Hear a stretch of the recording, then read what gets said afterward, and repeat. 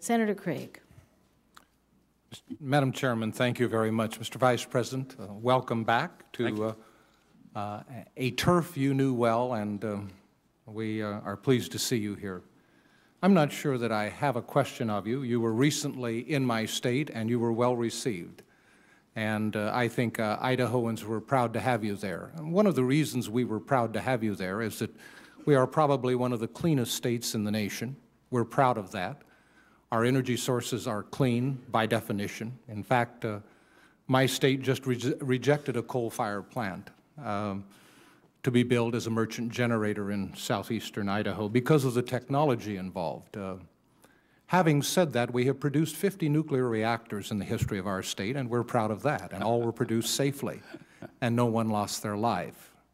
And so I've always been a little frustrated by your position on nuclear, because I grew up near a laboratory, as did you. It is a safe laboratory. It was well run, as was yours.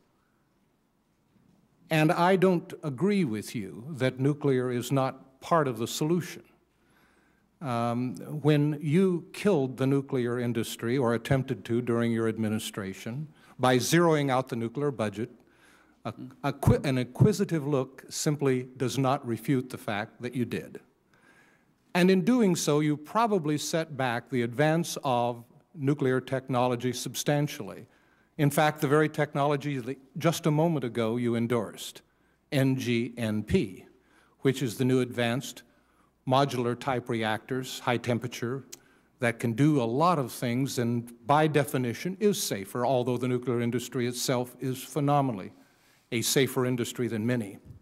It is not the most expensive source of energy today. It is a least cost producer. Existing reactors are that have been relicensed and retrofitted, and at 21% of our energy base and 70% of France's and 50% of Japan's, already, the nuclear industry is a factor in contributing to a baseload that is a clean source.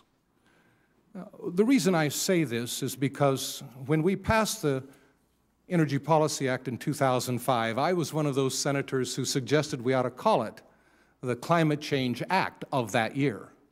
Why? Because it was all about clean energy. It was all about advancing technology.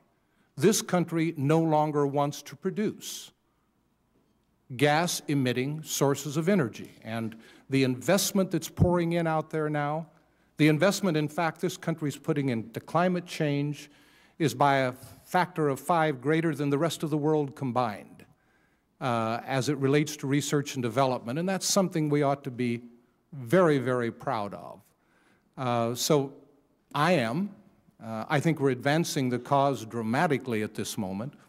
What this Congress has chosen not to do is to freeze or cap or trade. That is the one part of your equation we've chosen not to do. The rest of the equation we are doing in probably the most aggressive way that it has ever been done before. Before the passage of EPACT, we had 1 reactor on the drawing board. I think as of last week, 33.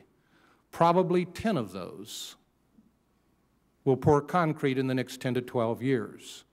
Yeah, we still have problems about waste management. That's why the creation of the very thing that you hint about, GNEP, bringing together a consortium to reflect the importance of a non-proliferating nuclear source that is manageable and controllable.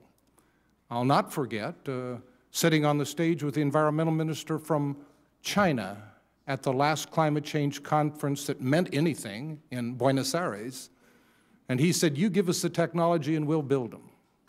But right now we're going to do exactly what you've just mentioned. We're going to build a lot of coal fire because we're more interested in our economy and the well-being and the growth of our people for the time being. So I'm phenomenally proud of what we're doing as a country. I believe we do lead the world.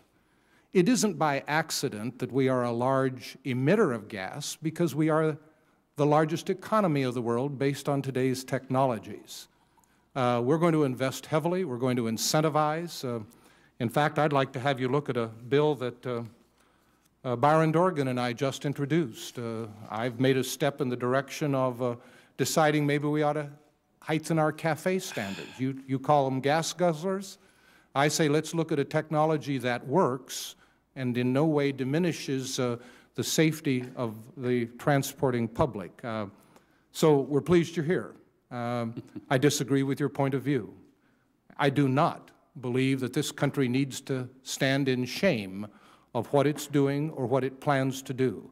We've become the world leader in clean energy and will work to stay there and transport it to the rest of the world.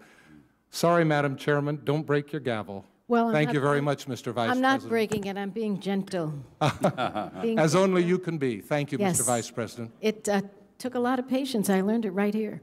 Could I just Mr. Vice very President, briefly? I give you 60 seconds Okay. to respond to that speech about nuclear energy. I didn't say that I didn't think it was part of the solution. I said that I think it is part of the solution. I just don't think it's going to be a big part of the solution. And I'll respond to for the record on the business about killing nuclear energy. I really don't know what you're referring to, but I'll find out and I'll respond. DOE's budget during your time and the nuclear portion of that budget, go back and check your record. I will, and I'll respond to the record. I really enjoyed being in Boise, and Madam Chair, at Boise State, there were 10,000 people that came out, and I couldn't believe the size of the crowd. It was wonderful, and it was bipartisan. It was a great time. I showed my slideshow there, and I ended with Boise State winning the Fiesta Bowl, and it was a great evening. And you played to our blue turf. I love the editorial the next day or 2 days later, calling for carbon reductions, and I was heartened that 53 senators did vote for Senator Lieberman's bill, a version of that just with last Senator session. Bingham's at that time. Senator Bingham, that's right, right, and various versions. Thank you. Thank you very much. Senator Baucus, welcome.